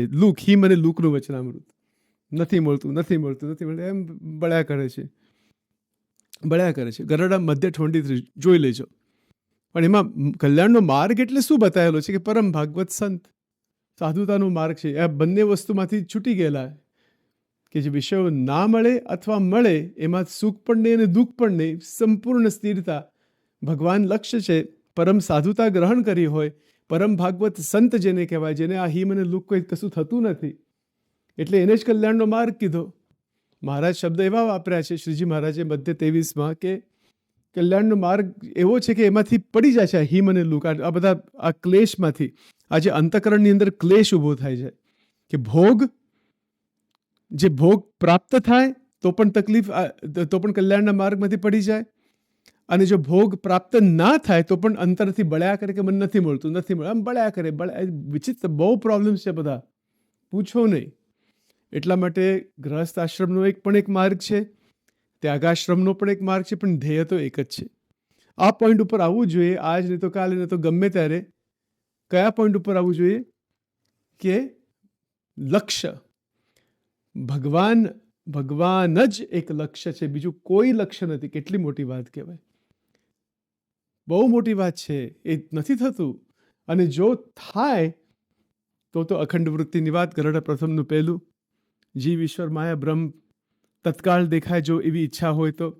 ગોલોક વૈકુંઠાદિક શ્વેતદ્વીપ બધા ધામ, બ્રહ્મપુર ભગવાનના ધામો પણ દેખાય જો એને જોવાની ઈચ્છા હોય. આમ તો નથી હોતી. ભગવાન એટલે ભગવાનનો સાક્ષાત્કાર થઈ જાય, એ માયાના બંધનોમાંથી નીકળી જાય, એ જીવ જ નીકળી જાય, અને ક્યાં સુધી એ તો આખી વાત જ આખી અલૌકિક બની જાય છે. એટલે આ સત્સંગ અલૌકિક સત્સંગ છે. શ્રીજી મહારાજે જે સત્સંગ સ્થાપ્યો, જે રીત, રહેણી કહેણી રીત બધી જે સ્થાપના કરી, એનો આખું હેતુ આ પોઈન્ટ ઉપર આવી જાય છે વેદરસમાં. વેદરસના દ્રષ્ટિથી એનો પોઈન્ટ જ છે કે નારાયણમાં, ભગવાન નારાયણની અંદર સંપૂર્ણ એનો પ્રવેશ, વૃત્તિઓનો પ્રવેશ થવો જોઈએ. અને આ બીજા જે અનુભવો જે છે, એ અનુભવો તો છે જ. આ તો આ લોકના અનુભવ સમત્વ થઈ જાય તો પછી પરલોકના અનુભવ ચાલુ થઈ જાય. સ્વર્ગ દેખાય, જાત જાતનું બધું આગળની બધી દુનિયા દેખાય, અને એમાં પણ વૈરાગ્ય. શંકરાચાર્યજી પણ એ વાત લખેલી છે કે 14 ભુવન 14 લોકમાં વૈરાગ્ય, સ્વર્ગ લોકનું બધું દેખાય, એમાં પણ વૈરાગ્ય. કેવું કહેવાય. એટલે ભગવાનમાં જેવું સુખ કે આનંદ છે એવી કોઈ વસ્તુમાં નથી, કોઈ લોકમાં નથી, કશું જ નથી. મૂર્તિ, પુરુષોત્તમની મૂર્તિ, એ જ લક્ષ્ય. બોલવું બહુ સહેલું છે, બરાબર. હમણાં પણ સચિન બોલે છે, પણ આ તો આજે સેવક બોલે છે, મારા મન માટે જ કહું છું. આ તો આપણે કોઈને કશું કહેતા નથી, પણ એ બહુ દુર્લભ છે. એ સ્થિતિ, એ પોઈન્ટ ઉપર આવવું અતિશય દુર્લભ છે. દુર્લભમાં દુર્લભ સત્સંગ, દુર્લભમાં દુર્લભ મનુષ્ય દેહ, દુર્લભમાં દુર્લભ સત્સંગ, અને એમાંથી પણ દુર્લભ છે એકાંતિકપણું. સ્વામીની વાતોમાં આ પોઈન્ટ લખેલો, બહુ સુંદર વાત છે એકદમ. કેટલી દુર્લભ વાત છે આ. સાચા એકાંતિક ભક્ત બનીને એકાંતિક સ્થિતિમાં અખંડ રહીએ, વિચલિત ના થઈએ. કેવું કહેવાય. કેટલું, કારણ કે મનની અંદર એવી વાસનાઓ પડેલી છે, બીજરૂપ વાસના કહો કે ગમે તે કહો, એને કંટાળો આવી જાય. સત્સંગનો કંટાળો આવી જાય, ભજન કીર્તનનો કંટાળો આવી જાય, અને બધી જ વસ્તુનો કંટાળો આવી જાય. અને પછી એને એવું જ થાય કે મને હવે કામ વાસના કે ક્રોધ કે અથવા કે હવે પૈસા કમાવા છે કે બીજું કંઈક કરવાની એને ઈચ્છા રહ્યા કરે, કે માન મોટપ માટે આખું જગત આખું એવી રીતે ફરતું હોય છે, પોઝિશન માટે, બરાબર, કંઈક પદ માટે. એ વૃત્તિ ત્યાં ફરી જાય, એ સત્સંગમાંથી વિચલિત થઈ જાય. એટલા માટે શ્રીજી મહારાજે શું કીધું છે અહીંયા વેદરસમાં, કે જે ભગવાનના સાચા ભક્તો બન્યા છે, જે પરમહંસો બન્યા છે, જે મોટા ત્યાગી સાધુ બન્યા છે, કે જે આપણે સાચા માર્ગ ઉપર ચડ્યા છે, જો સંકલ્પ થાય ત્યાં સંકલ્પને જોવા અને સંકલ્પ સાથે એવી રીતે વ્યવહાર કરો કે એ હું છું જ નહીં, હું તો જુદો છું એનાથી, બસ પૂરું થઈ ગયું. અને આત્મતત્વમાં ડૂબી જવું, ભજન કીર્તનમાં, મૂર્તિમાં ડૂબી જવું, બસ મોટા સત્પુરુષની જે સ્થિતિ છે એની અંદર ડૂબી જવું. કેવું કહેવાય. કેટલું. એટલે અને આવું નથી થતું એનું મુખ્ય કારણ શું છે? કે વૈરાગ્યની ખામી અને નિયમ ધર્મમાં પણ ખામી. નિયમ ધર્મમાં ખામી હોય તો કલ્યાણ નથી થતું, અને વૈરાગ્ય પણ આવતો નથી. અને જો વૈરાગ્યમાં ખામી હોય તો પછી નિયમ ધર્મ પણ ટકતા. નિયમો અને વૈરાગ્ય એનો ડાયરેક્ટ સંબંધ છે. મહારાજે એવું પણ લખેલું છે કે જો વૈરાગ્ય હોય કે ના હોય, પણ જો પરિપક્વ નિયમો પાળો તો કલ્યાણ થાય. એનું કારણ શું છે? કારણ કે એમાંથી પછી વૈરાગ્ય ઊભો થાય. જો પરિપક્વ સમજ્યા હોય કે નિયમો પાળવા છે અને આવી રીતે અંતર શુદ્ધ કરવું છે, તો પછી એ વચન ભગવાનનું માનીને નિયમોમાં જ રહે અને એમાંથી બહાર નીકળે જ નહીં, ગમે તે થાય, તો ભગવાનની દયાથી એ બધું વાસના બેસના બધું ખલાસ કરી નાખે છે. આવી પણ વાત છે, બરાબર. પણ એવી પણ વાત છે કે કોઈક નિયમ ધર્મ એકદમ દ્રઢ પાળતા હોય તો પણ તીખી વાસના રહ્યા કરે. અંતરમાં જે તીખી વાસના, વચનામૃતમાં જ આ શબ્દ બધા આવે છે. અને પછી એ બહારથી બહુ મોટા ત્યાગી જેવા લાગતા હોય, પણ અંતરમાં છુપાયેલી વાસનાઓ છે બધી. એનું કરો શું? અને દેહ કરીને પણ ભ્રષ્ટ નથી થતા, તો પછી એ સ્વર્ગમાં જાય, ત્યાં બધો ભોગ કરે, પછી પાછા આવે. આવી પણ વાત લખેલી છે, બરાબર. તો સમજવું શું આની અંદર? એટલે ઇન્દ્રિય અંતઃકરણને નિયમમાં તો રાખવા જ પડે, પણ એની સાથે જે તીખી વાસના, જે અંતરમાં જે વાસના ઈચ્છા જે છે, એને સંપૂર્ણ એનું જે પરિવર્તન કરવા માટે ભગવાન સંબંધી લક્ષ્ય જોડવો પડે, બરાબર ભગવાનનું લક્ષ્ય. એટલે એ ભગવાન સિવાય બીજી કોઈ વાસના ના રહે, એ એકાંતિક ભક્ત. પ્રથમનું 11. અદ્ભુત વાત છે આ બધી વાતો તો કરનારા ઘણા બધા છે. હમણાં પણ અહીંયા આ સેવક અલ્પ પ્રયાસ કરીને થોડી વાતો કરે છે. મારા માટે છે, આ મન માટે છે, બીજા કોઈ માટે નથી. અને બહુ આમાં પ્રોબ્લેમ શું મોટો ઊભો થાય છે કે જે એનો જે અનુભવ જે છે, આ જે ક્રોધનો જે અનુભવ હોય, કે લોભનો અનુભવ હોય, કે આજે પૈસા બહુ ભેગા કરવાનો અનુભવ હોય, કે કામ વાસનાનો અનુભવ હોય, એ અનુભવ એટલા બધા એને આમ લલચાવે છે કે અનુભવમાં એને એક પ્રકારનું સુખ, કે એક પ્રકારનું જે શું કહેવાય, કે એક એક્સપિરિયન્સ છે બધો એ. અને એને છોડવો પડે. એ બહુ આકરી વસ્તુ છે, કારણ કે અંતરમાંથી એને છોડવું, બરાબર, અંતરથી એ છૂટી જાય. જો આમાં શું છે કે મારે જો છોડવું હોય તો હું મનને આમ કહી દઉં કે આમ આપણે છોડી દીધું, પણ એવું નથી. એ બહુ કાળ સુધી ટકી નથી રહેતું. એ જ્ઞાનથી છૂટી જાય છે. જ્ઞાન જેમ ઊભું થાય છે, જ્ઞાન એટલે બહુ માહિતી એવું નહીં, એ સાચી દ્રષ્ટિ, બધા એંગલથી જો જ્ઞાની ભક્ત બની જાય તો એને કોઈ પ્રકારનું બંધન રહેતું નથી. એનું કારણ શું છે કે જ્ઞાની ભક્ત એવો છે કે સાચા સમજણથી એક વાસનાઓને બધી વસ્તુ છૂટી ગયેલી હોય છે. જેવી રીતે અંધારું કેવી રીતે નીકળે, જ્યારે સૂર્ય ઉગે ને ત્યારે અંધારું નીકળી જ જાય છે, અંધારુંનું કોઈ અસ્તિત્વ જ નથી રહેતું. એવી રીતે આત્મજ્ઞાન સંબંધી જે વિચાર શ્રીજી મહારાજ કહે છે, બ્રહ્મજ્ઞાન સંબંધી વિચાર, એ ઉગી જાય આપણા અંતરમાંથી. ભગવાનની મૂર્તિ જ એક લક્ષ્ય રહ્યા કરે, અને પછી ક્રિયા બધી ચાલ્યા કરે. સંસારિક રીતે જે કરવાનું છે એ બરાબર છે, પણ એમાં કોઈ બંધન નથી રહેતું, બરાબર. તો પછી શું થાય છે કે આ દોષો સંપૂર્ણ એની મેળે જ શમી જાય છે. એમાં આપણે કશું કરવું નથી પડતું. પછી વૈરાગ્ય પણ આવી જાય, અને વૈરાગ્ય પણ કહેવાય, જ્ઞાન પણ કહેવાય. મહારાજે વારંવાર વાત લખેલી છે, મુમુક્ષુની જ્ઞાન અને વૈરાગ્ય રૂપી જે પાંખો છે, જેને લઈને એ ઉડી શકે ત્યાં ભક્તિ તરફ, ભગવાનની મૂર્તિ તરફ, એ બળી ના જવી જોઈએ. ન તો પછી કુસંગથી, વાસનાઓથી, ગમે તે મુમુક્ષુની બે પાંખો તૂટી જાય છે, બળી જાય છે, ખલાસ થઈ જાય છે. એ પછી પડી જાય છે આની અંદર, આ ગર્ભવાસની અંદર. આવું બધું દિવ્ય જ્ઞાન મહારાજે આપેલું છે. એટલું બધું છે કે પૂછો નહીં. એટલે આપણે થોડું મનન ચિંતન આ ષડરીપુ ઉપર, થોડી કામ વાસના ઉપર થોડી વાત કરેલી છે. એક બે પોઈન્ટ પણ થોડા એડિશનલ જરા મૂકી આની અંદર. તો મહારાજ ગોપાલ સ્વામીનો પ્રશ્ન પણ છે કે આ જે મનોવાહ નાડીની અંદર મન રહ્યું છે, બરાબર, તો અને જે સંકલ્પો બધા સ્ત્રી સંબંધી સંકલ્પ થતા હોય, તો જે વીર્યને જે ઓજસ તરીકે રાખવું, ઉર્ધ્વ રાખવું, એ પણ બધું વચનામૃતમાં અને વેદરસમાં પણ એની ઘણી બધી વ્યાખ્યા મહારાજે કરેલી છે. પણ ટૂંકમાં આટલું જ કહી શકીએ, ગરડા મધ્ય 33 એ પણ આખું નિષ્કામી વર્તમાન ઉપર વચનામૃત છે. એનો આખો હેતુ છે કે પુરુષના શરીરમાં જે વીર્ય છે એનું પરિવર્તન થઈને ઓજસ તરીકે રહે, અને એ ઓજસ એક મહાશક્તિ છે જેને લઈને અખંડ વૃત્તિ ભગવાનમાં રહી શકે. એનો હેતુ જ એ છે. હવે જરા અઘરી વસ્તુ છે, એટલે જે ત્યાગી સાધુ થઈ ગયા હોય એના માટે તો એ માર્ગ ખરો, પણ જે ગ્રહસ્થ હોય એને થોડો જુદો માર્ગ છે, થોડી છૂટછાટ થોડી આપેલી છે ભગવાને ત્યાં.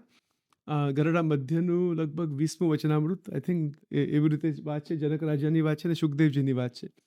એટલે સાંખ્ય અને યોગ જનક રાજાએ ગ્રહણ કરેલો. આમ બધી ક્રિયાઓ શારીરિક રીતે બધી ક્રિયા થાય, જેમ પર્વતભાઈને 9 છોકરાઓ હતા તો પણ એની સ્થિતિ એવી ને એવી જ હતી. બધી એટલે શારીરિક ક્રિયા બધી થતી હોય છે, પણ કોઈ પ્રકારનું એમાં બંધન રહેતું નથી. આવી પણ એક સ્થિતિ છે. એ પર્વતભાઈનું આખ્યાન, જનક રાજાનું આખ્યાન, શ્રી કૃષ્ણ ભગવાન જ્યારે ગૃહસ્થ આશ્રમ એમને ગ્રહણ કરેલો, એમના પણ કેટલા બધા છોકરાઓ હતા, પણ એ બધું નિર્બંધ જ હતા.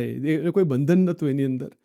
બરાબર. એટલે ગ્રહસ્થ માટે આ 3 દ્રષ્ટાંત, જે 3 ચરિત્રો આપણે બહુ સીધા છે. ભગવાન રામચંદ્રજીને પણ છોકરા હતા. બરાબર. એટલે ગ્રહસ્થ આશ્રમની અંદર છોકરા થાય, બરાબર, તો પણ નિર્બંધ રહેવાય. એટલે ગરુડા મધ્યનું 20મું વચનામૃત જોઈ લેજો. હમણાં એના વિશે ડિટેલમાં નથી જતા, પણ એ 2 વસ્તુ લખેલી છે. સુખદેવજી એટલે ત્યાગી, એટલે ઉર્ધ્વરેતા નૈષ્ટિક બ્રહ્મચારી હતા. અને જે જનક રાજા તો ગ્રહસ્થ આશ્રમમાં તો એમને છોકરા હતા, બધું જ હતું, પણ એ જનક રાજા પણ સુખદેવજીના ગુરુ તરીકે બની ગયા અને સુખદેવજી પણ એમને ગુરુ તરીકે સ્વીકાર્યા. એટલે જેની સ્થિતિ મોટી એ મોટો છે, જેની સમજણ મોટી એ મોટો છે. પણ તો પણ આ 2 માર્ગ જુદા છે, એને મિક્સ ના કરવા, એ બહુ ધ્યાનમાં રાખવું. એ જે ઉર્ધ્વરેતા નૈષ્ટિક બ્રહ્મચર્યનો જે માર્ગ છે ને, એ લોઢાના ચણા ચાવવા જેવો માર્ગ છે. અત્યંત દુષ્કર, અત્યંત અઘરો. ભાગ્ય કોઈને એ વસ્તુ સિદ્ધ થાય. એ તો ભગવાન શ્રી હરિજી મહારાજ, સ્વામિનારાયણ ભગવાન, મોટા સંત, એમની દયા કૃપા વગર, અને ખરેખર એ પ્રકારનો ભક્ત એટલો બધો ઉચ્ચ કક્ષાનો હોય કે જેને એ સિદ્ધ કરવું હોય એનાથી થઈ શકે, અથવા ભગવાનની દયાથી થઈ શકે. બાકી એ વસ્તુ અશક્ય જેવી જ વસ્તુ છે. એ અશક્ય નથી, પણ એ અશક્ય નેક્સ્ટ ટુ ઇમ્પોસિબલ પણ કહી શકીએ. બરાબર. એટલે એ ઉર્ધ્વરેતા નૈષ્ટિક અખંડ બ્રહ્મચર્ય જેને કહેવાય, એ તો બહુ જ અદ્ભુત અને અલૌકિક વાત છે. તો પણ શ્રીજી મહારાજે એ પણ લખેલું છે કે આવો બ્રહ્મચારી હોય પણ ઉપાસના ના હોય તો એનું મહાકલ્યાણ, તો એનું કલ્યાણ થવું એ મહાકઠણ છે. આવા પણ વચન મૂક્યા છે. એટલે ઉપાસના મુખ્ય છે. બ્રહ્મચર્ય એક સહાય રૂપ છે. બ્રહ્મચર્યનો વ્યાપક અર્થ એ છે કે બ્રહ્મમાં ચરવું, એટલે બ્રહ્મની અંદર જ વૃત્તિ રાખવી, એટલે ભગવાનમાં વૃત્તિ રાખવી. એનો મિનિંગ એ છે. એટલે શારીરિક ક્રિયા ચાલે, પણ માર્ગ જુદા છે. એટલું તો બહુ સમજવું જોઈએ. એટલે કામ વાસનામાંથી તો બહાર નીકળવું જ પડશે. આજે પર્વતભાઈને 9 કે એવા કંઈક છોકરા હતા. ગોવર્ધનભાઈને પણ છોકરા. આ બંને ગ્રહસ્થ, બહુ ઉચ્ચ કોટીના ગ્રહસ્થ શ્રીજી મહારાજના, સ્વામિનારાયણ ભગવાન હતા. આટલા બધા છોકરાઓ, બરાબર, પણ એ નિષ્કામી જ હતા. એમાં એને ભગવાનની મૂર્તિ સાથે એને કોઈ આપણે શું કહેવાય કે એને એ વૃત્તિ તૂટી નહીં ક્યારેક પણ. તો કેવું કહેવાય, બધી જ ક્રિયામાં વૃત્તિઓ રહ્યા કરે ભગવાન. બહુ સમજવા જેવી વસ્તુ છે. એટલે દેહના સ્થાને છે, આત્માના સ્થાને છે. એને સાંખ્ય કહેવાય. અને એવી રીતે ગ્રહસ્થ આશ્રમમાં પણ રહી શકાય. પણ આ બહુ એક મનન ચિંતન કરવા જેવી વસ્તુ છે. પ્રથમના બીજા પ્રમાણે પણ જે ઉદાસ કો ભોગ ખરો, પણ ઉદાસીનતા એની અંદર, એમાં છે જ નહીં કશું. આમ છે ખરું પણ નથી. ગ્રહણ થાય પણ મારે આત્મા સાથે કંઈ લેવા દેવા નહીં. એટલે બહુ આમાં આ જ્ઞાન એવું છે કે જો સહેજ પણ ખોટી રીતે સમજાય ને તો પછી એ ભોગને જ સ્વીકારી લે. હવે ભોગ જ બધી વસ્તુ છે, એટલે ભોગ કર્યા જ કરો, એવું નથી. એ નિયમ ધર્મ તો પાળવાના જ છે, બધું જ કરવાનું છે વ્યવસ્થિત. પણ પ્રથમના બીજા પ્રમાણે ભોગ, ઉદાસીનતા એની અંદર રહેવી જોઈએ. ઉદાસીનતા એટલે વૈરાગ્ય છે. એટલે ઉત્તમ વૈરાગ્યના લક્ષણમાં ઉદાસીનતા, એકદમ પરમ ઉદાસીનતા રહ્યા કરે છે. અને ક્રિયા ચાલુ હોય છે પાછી. ખાવા પીવાની ક્રિયા, કે આજે સેક્સ્યુઅલ ક્રિયા જે આપણે કહીએ છીએ, કામ સંબંધી ક્રિયા, એ તો ગ્રહસ્થ આશ્રમમાં હોય તો એ ક્રિયા તરીકે થાય, પણ એ કંઈક એના સાથે એનો કોઈ સંસ્કાર નથી થતો. એનો એ કંઈ વાસનામય નથી થતો. એ તો એક શારીરિક ક્રિયા જેમ થાય છે. આવી વાત મહારાજે લખેલી છે. અને મહારાજના પણ ભક્તો, દાદા ખાચર પણ ગ્રહસ્થ હતા. દાદા ખાચરનું પણ બીજું લગ્ન કરવા માટે શ્રીજી મહારાજે બધું તૈયાર કરેલું. એટલે કે ગ્રહસ્થ આશ્રમ કંઈ ખોટો છે એવું નથી. ધન્ય ગ્રહસ્થ આશ્રમ, પણ જો નિયમ સચવાય, સંતનો સમાગમ થાય. પ્રથમના બીજામાં જ લખેલું છે ઉત્તમ વૈરાગ્યનું લક્ષણ. અને આવી રીતે બધું થઈ શકે તો બહુ ઉત્તમ છે. બાકી આ વાસનાઓનો તો કોઈ અંત નથી. હા ભાઈ, કોઈ અંત નથી. કોઈ દિવસ એનો અંત આવ્યો નથી અને આવવાનો પણ નથી, ક્યારેક પણ નહીં. અંત ક્યારે આવે? જ્યારે સાચું જ્ઞાન ઊભું થાય છે, સાચો વૈરાગ્ય આવી જાય છે, ભગવાન જ એક લક્ષ્ય બને છે અને ભક્તિ તત્વ જે છે, ભક્તિ એટલી બધી પ્રફુલ્લિત બની જાય કે 10મી ભક્તિ પ્રગટ થાય છે. 9 પ્રકારની ભક્તિ તો ચાલુ ને ચાલુ જ હોય છે ભગવાનના ભક્તોને, પણ એમાંથી જે 10મી ભક્તિ, પ્રેમ લક્ષણા, દિવ્ય ભક્તિ, જ્યાં જુએ ત્યાં રામજી બીજું ન ભાસરે, આવી આ પ્રકારની અલૌકિક ભક્તિ જ્યારે પ્રાપ્ત થાય છે, ત્યારે કોઈ વાસનાનો કોઈ પ્રશ્ન જ નથી રહેતો. અને એ પછી ગ્રહસ્થ હોય, બાળક હોય, સ્ત્રી હોય, પુરુષ હોય, ત્યાગી હોય કે મોટા ગુરુ થઈને બેઠા હોય કે મોટા ગુરુ સાચા હોય કે XYZ કોઈક પણ હોય, બરાબર ને, XYZ કોઈક પણ હોય, પણ જે સાચા ભક્ત બની ગયા અને એને કોઈ માન કે અપમાન કે કશું લાગતું ના હોય, સંતના રિયલ લક્ષણ આવી ગયા તો પછી તો ક્યાં પ્રશ્ન છે? પછી ગ્રસ્ત હોય કે બાળક હોય કે વૃદ્ધ હોય કે સ્ત્રી હોય કે પુરુષ હોય કે મોટો હોય કે નાનો હોય કે અમીર હોય કે ગરીબ હોય કે કોઈ જે હોય સંસારમાં, જ્યારે આ પોઈન્ટ ઉપર આવી જઈએ છે ત્યારે ભગવાનની દયાથી ભગવાન કૃપા કરે છે. ભગવાન બહુ જ દયા કરે છે, કૃપા કરે છે. એ કૃપા કરે ને એટલે એમાંથી માયાનો બધો બંધન તૂટી જાય છે. બસ આટલી જ વાત છે. આપણા હાથમાં નથી કે આપણે માયાથી બહાર નીકળી શકીએ. ભગવાન કૃપા સાધ્ય છે, સાધન સાધ્ય નથી. એ કૃપાથી છે, પણ કૃપા કોની ઉપર થાય છે માયામાંથી બહાર નીકળવા માટે? જેને એવી કૃપા જોઈએ છે. બાકી ના થાય, બાકી બિલકુલ ના થાય. બાકી તો બીજું બધું ઘણું બધું મળી જાય સંસારનું. સાધના કરો, ભજન કીર્તન કરો, મંત્રો કરો, બધું XYZ કરો, એમાંથી ફળ ભગવાન આપી દે અને ભોગવો એ ફળ. બસ, અને ફળનું ભોગ પૂરો થઈ ગયો એટલે ફરીથી પોઈન્ટ 0 ઉપર આવી ગયા. એમાં નવું શું થઈ ગયું પાછું? પણ ભગવાન પાસેથી ભગવાન જ માગવા, બીજું કશું માગવું પણ નહીં. એ પરમ નિષ્કામ ભાવ છે. એટલે પછી એ મુક્ત બની જાય છે. પછી એ પરમાત્માની ઈચ્છા, એની કે પોતાની ઈચ્છા જ નથી રહેતી ત્યાં. કે ભગવત તત્વ જ એવું છે કે જ્યારે એમાં એની ઝાંખી થાય, જ્યારે એનો અનુભવ થાય, જ્યારે એની અંદર રસબસ રહેવાય, પછી તો ક્યાં એને કોઈ બીજી કોઈ ઈચ્છા રહી જ ના શકે. એટલે પૂરી રીતે નિષ્કામ ભાવમાં આવી જાય છે, દિવ્ય ભાવમાં આવી જાય છે. અને ભગવાન સિવાય ભગવાન પાસેથી ભગવાન જ માગવા છે. ભગવાન પાસેથી બીજું કશું માગવું જ નથી. આવું પણ થઈ જાય. અને પરમેશ્વરની ઈચ્છા, એને આમાં શું છે, આ બધો સાધુતાનો પ્રભાવ કહેવાય. આવી નિષ્કામ ભક્તિ ઊભી થાય ત્યારે એ પરમ સાધુતાની સ્થિતિ છે. બાકી આ જગતના જીવને તો બધી ઈચ્છાઓ અનંત રહેલી છે, એમાં પણ વાંધો નથી. રહેલી છે તો સકામ બની જાઓ, પણ ભક્તિ કરો અને માગવું હોય તો ભગવાન પાસેથી બધું માગવું. એના પાસેથી કોઈ વસ્તુ ડોન્ટ કીપ એની ડિસ્ટન્સ. એને જે જોઈએ છે બધું માગી દો, તો એ આપવા માટે જ તૈયાર છે.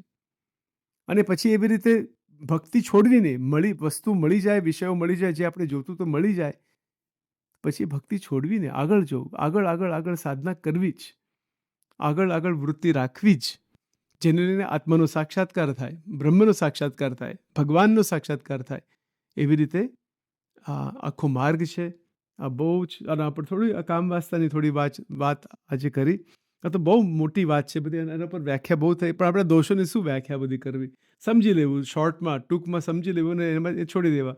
અને ભગવાનમાં વૃત્તિ વધારે રાખવી, લીલા ચરિત્રોમાં, ભક્તિ ચિંતામણીમાં, મહારાજના મંત્રોમાં, બરાબર. આજે શ્રીમદ ભાગવત જેવા મોટા શાસ્ત્રોનો અભ્યાસ કરવો, સત્સંગી જીવનનો અભ્યાસ કરવો, બધા મોટા સંતો ભક્તોના ચરિત્રોનો અભ્યાસ કરો. આવી રીતે વૃત્તિ ત્યાં રહેવી જોઈએ. આ દોષોનું એનાલિસિસ કરવાથી કશું નથી મળવાનું. સમજી લેવાના છે કે આ બકવાસ વસ્તુ છે બધી, એમાં એમાં કશું મળતું જ નથી. અને બધું એમાં શક્તિનો નાશ થાય છે, શક્તિનો દુરુપયોગ થાય છે. એટલે આપણા અંતઃકરણની જ શક્તિ, અને એ શક્તિ જે વાપરવાની છે ભગવાનના સાક્ષાત્કાર કરવા માટે, સેવા કરવા માટે, જગતનું કલ્યાણ થાય એવી રીતે વાપરવાની છે. એ બધું નથી થતું. અને આ ષડરીપુ મહારાક્ષસ છે, એ ખાઈ જાય છે શક્તિઓને. એ બધું આપણે સમજી શકીએ તો આ જે પોઈન્ટ જે મહારાજે મૂક્યા કે કામ ક્રોધાદિક સંકલ્પ, આટલું જે વાક્ય છે એની અંદર આ ચક બધું ભરેલું છે, બરાબર. એટલે સંકલ્પો હું છું જ નહીં, હું કોણ છું? હું દિવ્ય છું, હું બ્રહ્મ છું, હું આનંદમય છું, આનંદ સ્વરૂપ છું, મહાન તેજોમય મારું સ્વરૂપ એવું છે. અને લક્ષ્ય પરમેશ્વરને વિષય છે. એટલે આવી રીતે અક્ષર ભાવ, બ્રહ્મ ભાવ પોતાના સદગુરુ દ્વારા થઈ શકે.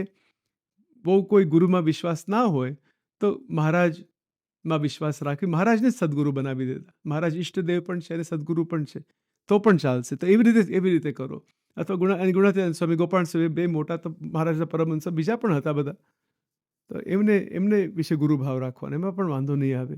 બધું સાચું જ કહે છે, બરાબર. તો અને શ્રીજી મહારાજના વખતમાં બંને કોમ્બિનેશન હતું. મહારાજ પરમહંસોના સદગુરુ પણ હતા અને ઈષ્ટદેવ પણ હતા. કેવું કહેવાય? એ તો બાકી વાત જુદી છે બધી. That's another subject all together. તો આપણે અહીંયા મનન ચિંતન હોલ્ટ રાખીએ છીએ.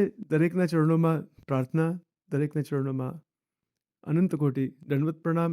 મોટા મોટા મહાન સંતો જે આજે વિચરે છે સત્સંગમાં, કોઈક પણ ક્ષેત્રમાં, કોઈક પણ દેશમાં, કોઈક પણ જાતિમાં, નાતિમાં, કોઈક પણ ધર્મમાં, સાધુતા તો એક જ વસ્તુ છે. એમાં કોઈ એ કોઈ સાંપ્રદાયિક વાત નથી.